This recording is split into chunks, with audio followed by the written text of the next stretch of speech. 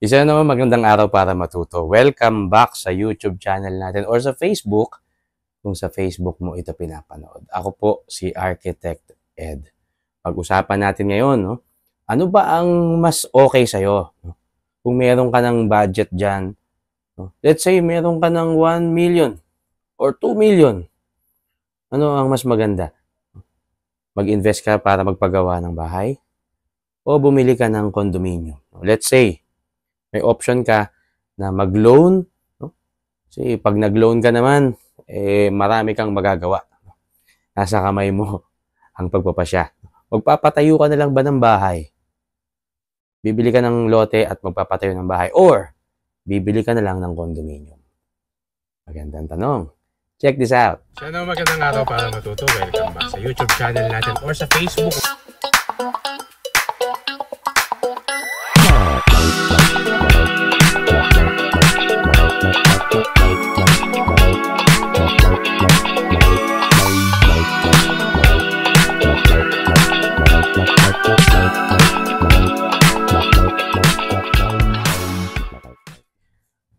Ganito ang gawin natin sa discussion na to.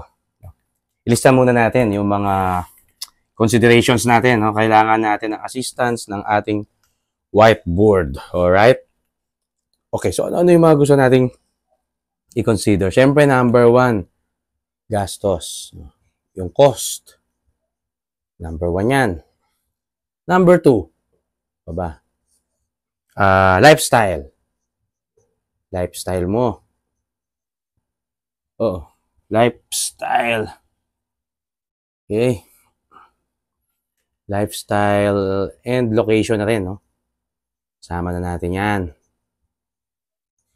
Number 3. Ano pa? Maintenance. Maintenance. Number 4. Investment value. Siyempre, pagka naglalabas tayo ng pera, iniisip natin, eventually, ay magiging investment ba yan? No? Kumusta ang value niyan pagdating ng panahon?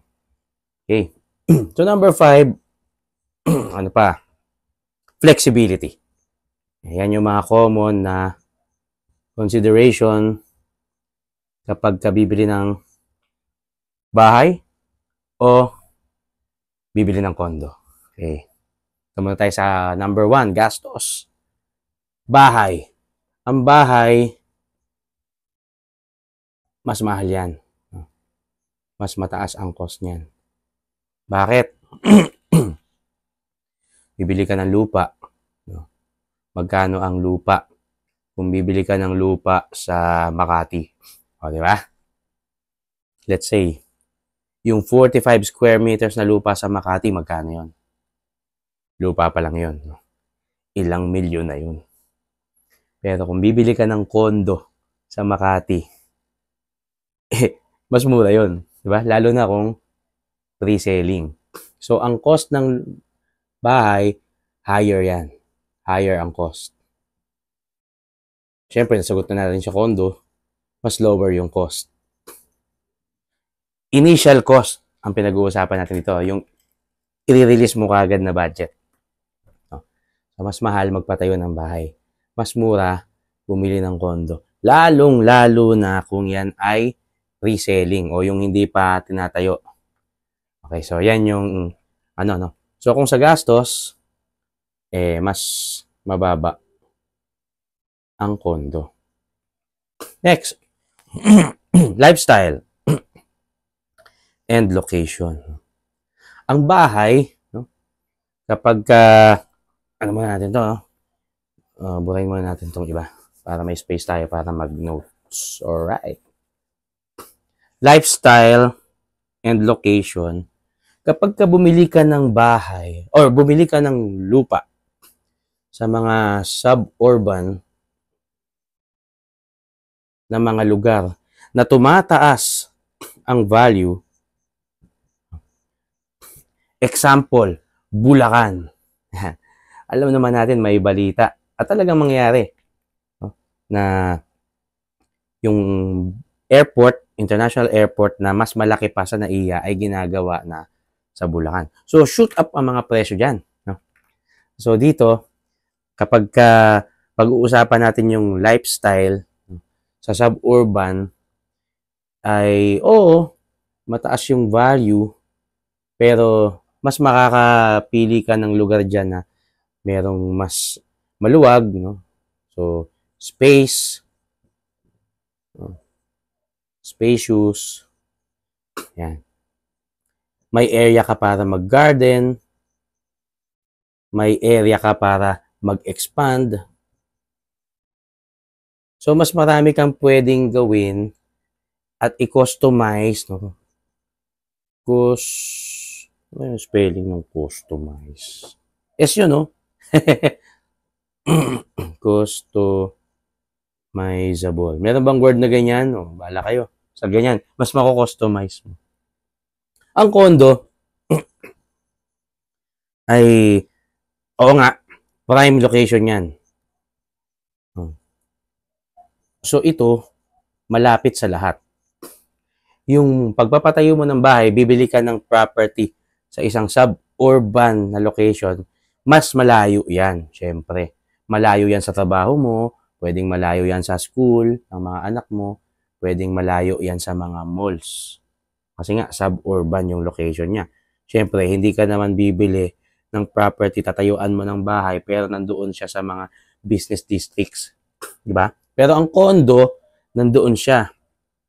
So, prime yung location niya.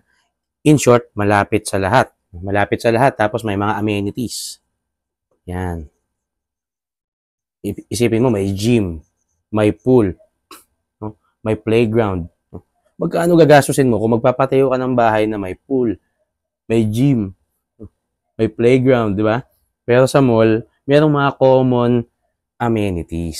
So, yan yung, yan yung isang plus factor ng condo. Yung lifestyle, tsaka location, pasok yung condo. Okay, buday na natin. Maintenance na tayo. Sorry sa boses ko hindi pa bumabalik eh. Pero, okay lang. Mapupulmon niya ako pag di ako nagsalita eh. Okay. Maintenance. Number 3. Maintenance. Ang bahay, maintain it yourself yan. Ikaw ang magme-maintain yan. Ikaw. Sa condo, hindi. Kasi meron silang property management. Kaya meron niyang association dues. Well, sa mga subdivision, meron din naman. Pero syempre, na-expect natin na mas stricto sila dito sa condo sa pagbabayad ng association dues. Kasi nga, mini-maintain nila. Ang condo, ang i-maintain mo lang yung space mo sa loob. Yan. Yun ang binili mo eh. Ang totoo, hindi nga sa'yo yung pader nun eh. Yung hangin lang sa'yo dun. Hangin. Pero kapag maintenance, ikaw mag-maintain ng loob. Pero paglabas mo ng pinto, common area, mayroong magwawalis dyan para sa common area mo, sa mga hallway, sa elevator. May mag-grass cut ng garden, lahat. Problema mo lang yung maintenance ng condo mo. Kaya kung ang pag-uusapan ng maintenance, okay yung condo. Okay?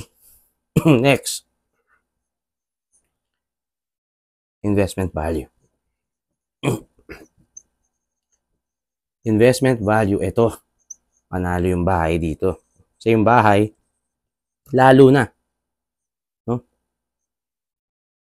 Kung itatayo mo yan sa mga suburban areas na mayroong mga malalaking development, kaya nabanggit ko, Bulacan, Cavite, Laguna. Suburban siya. Pero ang bilis tumaas ng value.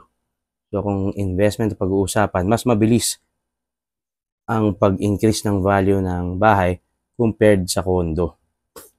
So, lamang yung bahay dyan. No? Lamang. No? Lalo na kung i-renovate mo. No? I-expand mo. Lalagyan mo ng karagdagang rooms. dagdagang toilet, dagdagang floor area, mas mahal yung magiging value ng bahay. Kaya kung investment value ang iniisip mo, in the future ay ibebenta mo siya, ipapamana mo sa mga anak mo, eto na, bahay ang para sa'yo. Okay, last na tayo, no? Last consideration natin is flexibility. Flexibility. Lamang ang bahay dyan. Wala nang kailangan pang i-elaborate. Bahay. Bakit? I-expand mo, walang makikialam sa'yo, National Building Code lang. I-renovate mo, labas-loob, hindi mo yan magagawa sa kondo. Bakit? Ang pag-aari mo lang talaga sa kondo, hangin. No? Yung hangin lang. Airspace. Hindi nga pwedeng magpako dyan basta-basta eh. No? Sa pader, papaalam ka muna sa admin. Pero sa bahay mo, kahit na anong gawin mo dyan, basta pasok ka sa rules ng subdivision at ng National Building Code, pwede. Kaya mas long term. Yung flexibility niya ay mas malaki ang potential. Ang condo, 50 years lang ang ownership. 50 years. No? Sino nagsabi niyan? Yan ay yung Condominium Act, no, of the Philippines. RA 4726. Sabi dun sa Republic Act 4726, 50 years lang ang ownership mo ng condominium. Okay. Bakit? Kasi after 50 years, sabi ng batas, hindi na structurally sound yung building. So, dahil member ka ng korporasyon, kapag bumili ka ng condo, magdi-decide yung korporasyon kung anong gagawin dun sa property. Pwedeng ibenta yon, pwedeng gibain at magtayo ng bago. So, ang pwedeng mangyari, magkakaroon ka uli ng unit dun sa bagong property or mayroon kang share doon sa magiging proceeds kapag ka binenta yung property. Yun yung sabi doon sa law na yun. Sa condo yun. Pero yung bahay, hanggang sa ano bang tawag doon? Ilang generation mo, bahala sila kung gusto nilang manahin yan. Kahit na anong gawin nila dyan. So, mas flexible ang bahay. Iniscorean nyo ba? O kayo na lang mag-score, no? Malalaki naman na kayo eh. So, sana nakatulong, no? Kung ano ang gagawin mo sa pera o sa loan na pinaplano mong gawin. Kung magpapatayo ka ba ng bahay, number 1, mas okay ang investment value niyan. Number 2, mas flexible yan. Number 3, yung lifestyle at yung location niyan, ikaw ang magde-decide kung anong gusto mong property ang bibilin mo. Condo, mas premium ang location, mas lesser ang initial cost. No? Ang maintenance ay hindi mo masyadong problema. Yun nga lang, yung investment value niyan ay mas mabagal ang pag-appreciate. Tapos, hindi ka rin flexible. So, ikaw ang magde-decide anong priorities mo dun sa mga nabanggit natin. Okay? Sana nakatulong ha. Kita-kita po tayo ulit susunod. Ako po si Architect Ed. Ingat po tayong lahat. Bye!